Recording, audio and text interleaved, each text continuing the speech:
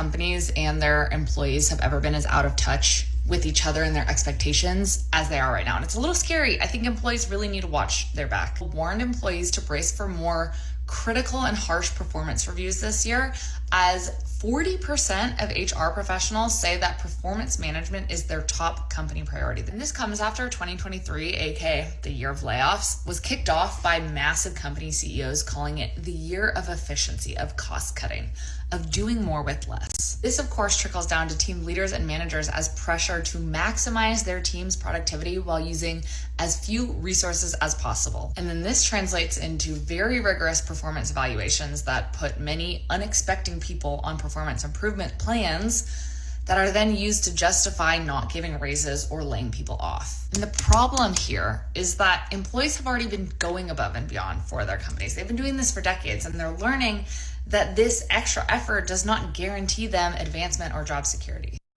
Yeah. Ouch. Yeah. That TikTok came from content creator Hannah Goffin, who almost got 1 million views and had hundreds of comments, with many users expressing their frustration with the current job climate. Ugh, that was a sticky one. Holly Wilbanks is back to share her thoughts on the possible disconnect with employee and company expectations. So why, in your professional opinion, do you think that this widening gap happened? Why do you think that people were hired for one thing and they're doing a total other, if not three people's jobs?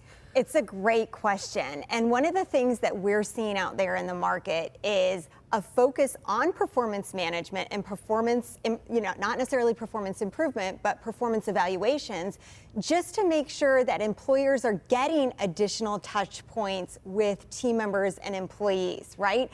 Particularly if there is a situation where, okay, there are going to be budget cuts or we have to reduce expenses. Historically, reducing personnel is one of the ways to, key ways to reduce expenses, because it's the biggest cost for employers.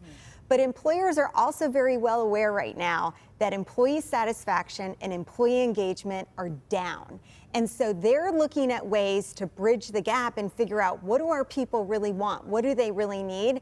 And adding in those performance evaluations and focusing on them allows them to have those additional touch points with their team members to make sure they're on the pulse of what's going on, and hopefully aligning the work a little bit better for retention where they want retention. Right. Yeah. I remember when you got a performance review.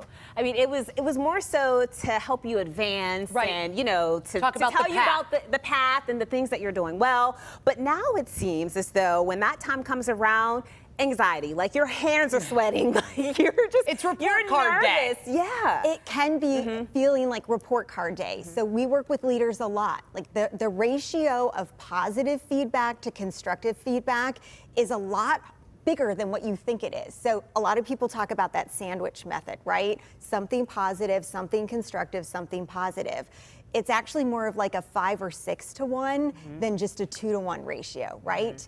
And I think somewhere along the way, with our focus on training and development and learning and development and filling in those gaps and building people up, the focus has really become on the negative, and we need to focus on the positive as well. So employers, again, using the performance management systems, not just the evaluations, but the management systems too, to reward employees, recognize employees for their contributions, little, big, whatever it may be. Right. And I mean, it's human nature, she said it, that being asked to do more and more things and never being given $1 more, or to be honest with you, sometimes a pat on the back. I mean, I have friends who work for companies that it's insane. They just never touch base. Why do we think that this is a surprise when this is how, employees are being treated in some senses? I think we saw during sort of the pandemic and that great resignation, a huge shift in this concept of, I'm just going to take a job and work a job under any circumstances just because I need a paycheck, right? People are starting to prioritize not only what they care about and what they're interested in, but themselves. And so if they're not getting the love from their supervisor, which typically people leave managers and supervisors, they don't necessarily leave employers. If they're not getting the love from their leadership, then they're gonna go elsewhere. Absolutely. Yeah. I think that this is gonna start teaching employers how to treat their employees. And I mean, unfortunately, you have to hit rock bottom before you go up. We'll go up someday. Yeah, it'll be fine. It'll be good. Thanks, Holly. All right, if you're on the search for a job or looking to switch careers, we will have more information about the Wilbanks Consulting Group on our website at kdka.com/talkpittsburgh.